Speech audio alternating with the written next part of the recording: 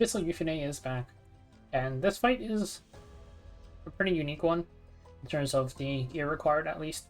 I am gear gapped out of this one, so even though I'm missing probably 2 million damage just from tuning related things alone, and just better gearing not related to my defense gear, I'm not going to bother.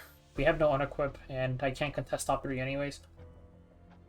It is also mildly concerning that none of the people that actually come up with teams are up here. Like, none of these people are the usual people who score high or come up with teams. So, mildly concerning. Maybe we'll have the entire thing flipped on its head again, but we'll see. So this is a team that I will be using. Pretty much, it's just we need a warrior hero in the back, 2 fire heroes in the team, a knight in the front, 4 debuffs, and also at least 4 AoEs, I would say. The knight roll in the front. If you don't have a knight here, you take a lot more damage. Cecilia is pretty much perfect. She's fire, she's a knight, 2 AoEs in her kit, 2 debuffs on her S2, and yeah, she's pretty much just perfect. The replacement for her, I would say, is probably Brieg, though Brieg is a little bit rough because the boss is immune to defense break. So you only have 1 debuff on his S3, and then his kit has no AoEs in it, so you'd be losing out on a pretty good amount of damage as well, but it's going to be fine for top 5%, so it doesn't really matter. And then we have Aramintha as our other debuff AoE. Aramintha, she's got 2 burns on her S3, and then 2 AoEs. For her replacement, I would say it's probably Ball and Sezin.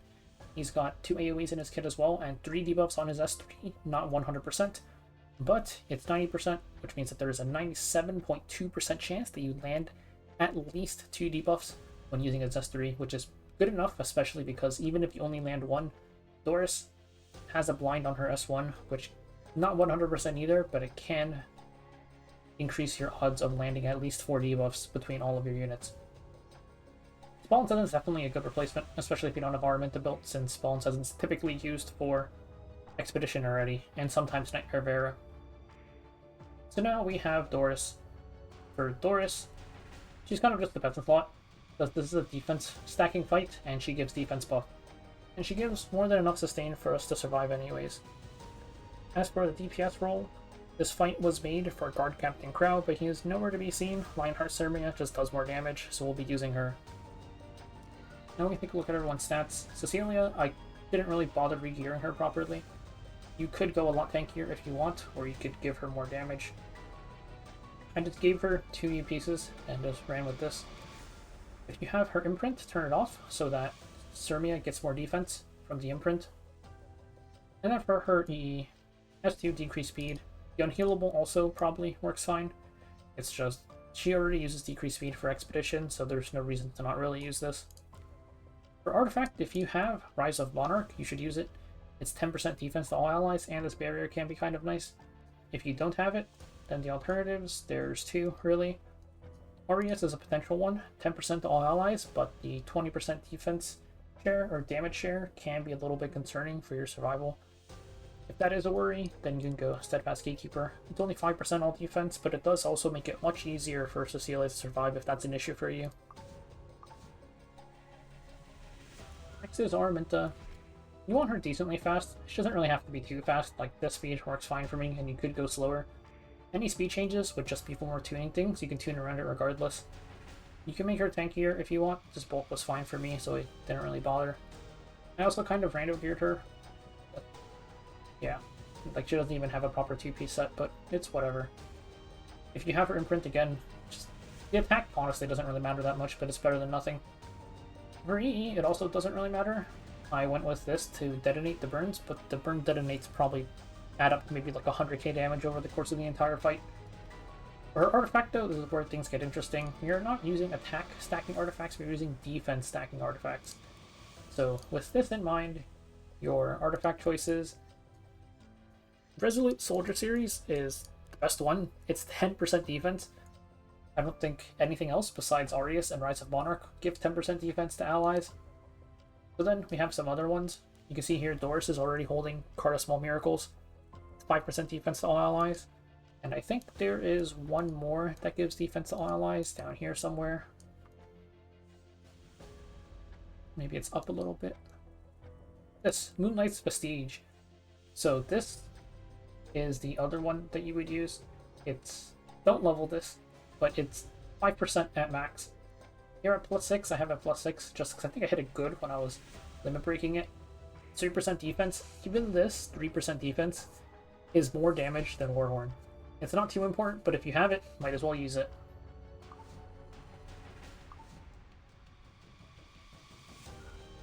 Then here we have Doris, who is also just kind of just randomly geared. If I really cared, I'd make her DPS, because all of her healing targets HP, Continuous heal is also targets HP as a buff on them directly. So I would just make her full DPS if I could, with similar speed and a little bit of bulk. But since I'm not contesting, it's kind of whatever. And then her artifact, Heart of Small Miracles, of course, and like I mentioned, Resolute Soldier series or Moonlight's Prestige are the other two ones that are really good. And of course, if you don't have any of them, then just use the usual attack stacking ones. It'll be like a tiny bit more damage compared to having no artifact. Lastly is Lionheart Cermia. Max out her defense as much as you can. That's pretty much it.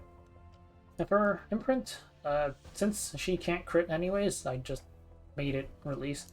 This HP isn't really too relevant, but it can be nice for helping your Aramintha survive if you build her damage.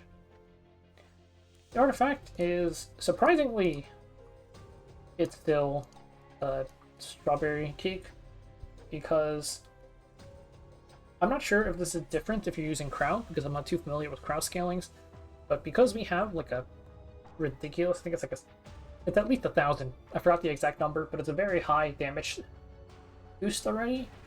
This damage delta increase is horrendously small, and even with this number being really small, it's still better than Cruel Mischief, which I checked.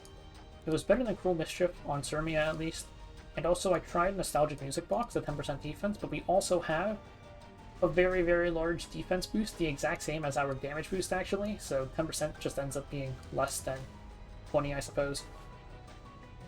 You could try different ones if you're using Guard Captain Crow. Maybe it's different with the scalings under S3 or something, but for Cermia, at least, from my testing, Special Strawberry Cake was the best. And then there was also, thanks to Lucille for mentioning this to me, if you have an Egg of Delusion that is enhanced for some reason, maybe you could use that one, because that one is up to 20% defense. But yeah, I don't even have an Egg of Delusion, so... Anyways, that's it for the team comp. Now we can take a look at the run.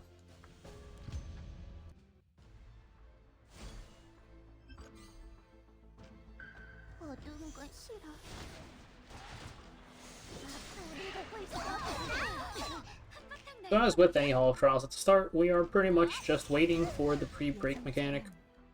For this one, the mechanic is going to be drop 4 debuffs on Yufine before she takes another turn. So we'll be mostly holding all of our skills until we actually get there.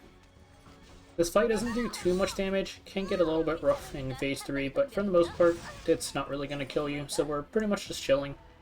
Doris S2 is going to be more than enough to keep us healed up. I'm going to use Cecilia S3 here just for fun, because the immunity is going to block the burns.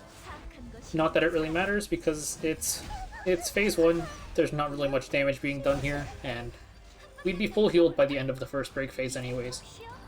Aramintha S2 here as well for damage, which adds barely any damage to our score.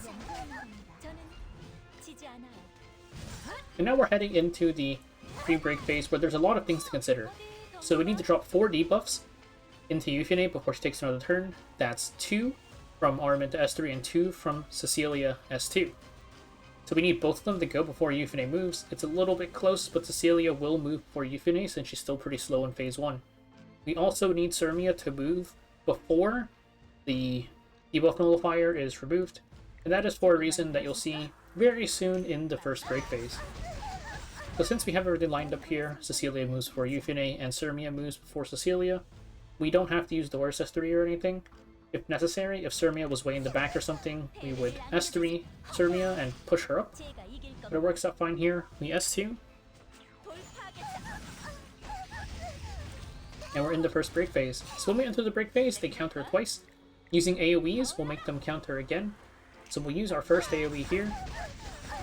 And this is why you want Cermia to not go immediately, because we need her to be at 4 before she attacks. It'll remove the Armor of Patience, which will make Yufi take a lot more damage. Since Cermia is going to move naturally, we don't have to S3 her, and we can just S2. Now we're going to use S1, and you can see the defense buff is gone. Now we need 3 more AoEs.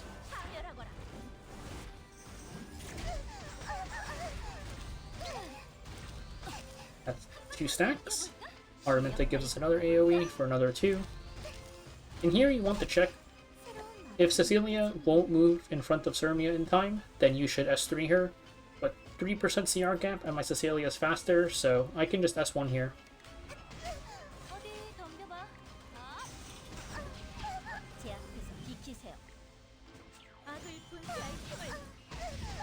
That's our last AoE. We're at 6 now, and we can just let it rip.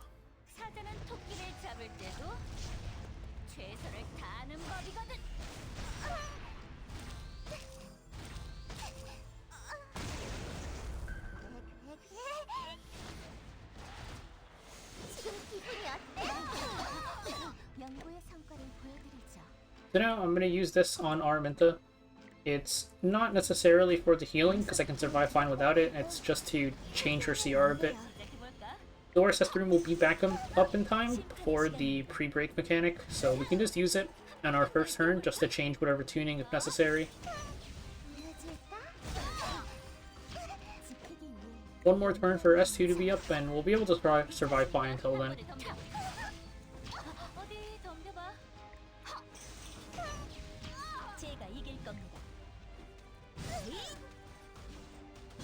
You can see Cecilia is taking a decent amount of damage. She survives, but if you needed to, you could have used Doris S3 on Cecilia as well, just to give her a bit more healing. Let's do her attack buff.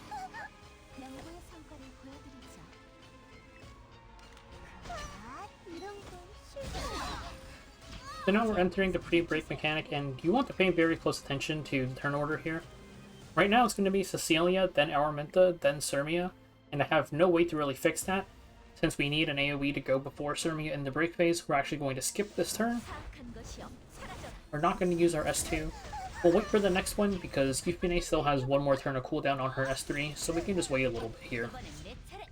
And now we can S3 into Cermia and push her up past Aramintha so that our turn order works out fine. It would have been okay if it went like Cecilia, Aramintha, and then one of Cecilia or Aramintha or Doris cut Cermia so they can get an AoE in before the break phase starts, but that wasn't the case there, so we had to wait a turn. Now we can S3.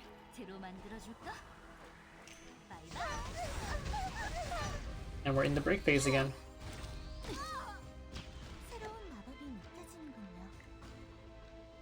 So now we have a slightly separate issue, where both of our AoEs are going before Cermia.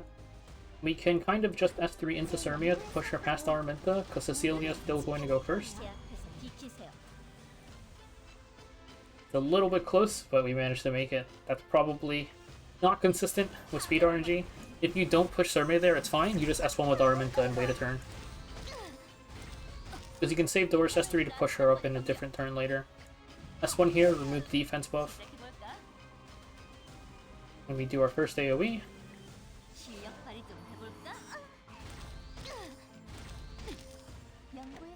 And we just S2 here.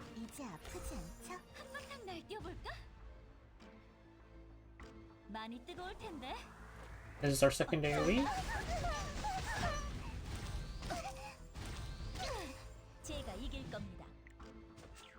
We drop our third AoE. And now we're at 6.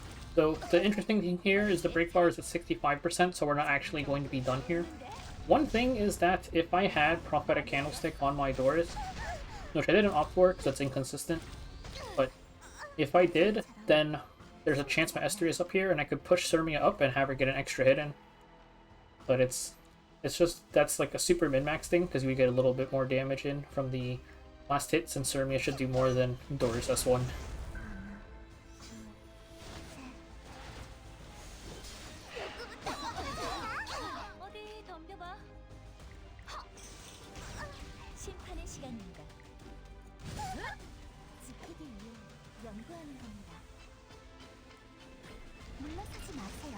Again, I'm just gonna use this on Aramintha.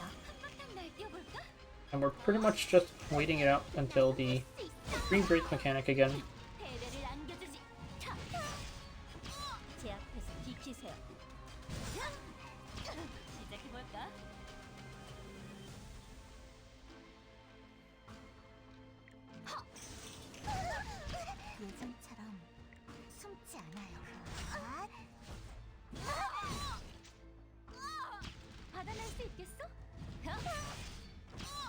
This is one of those things where since it got somewhat close, like 3k HP is still a decent amount.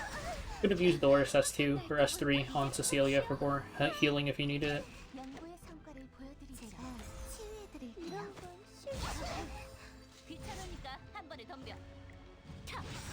But here Cermia goes before both Cecilia and Aramintha, which is fine because that means that Aramintha is going to be able to cut Cermia before the break phase starts.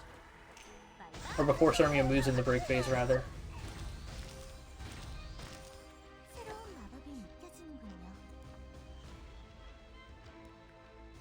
There's not really any way for us to avoid both Cecilia and Aramintha going before Cermia this time, so...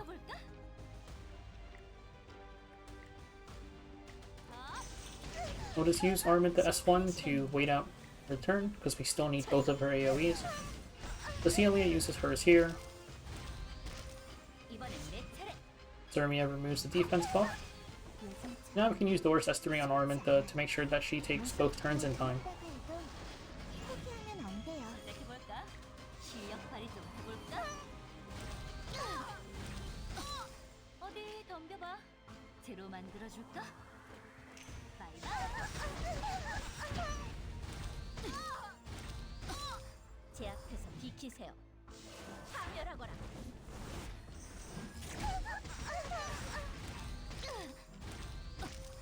Our final AoE, and now we can just use Cermia S3 and we'll be done.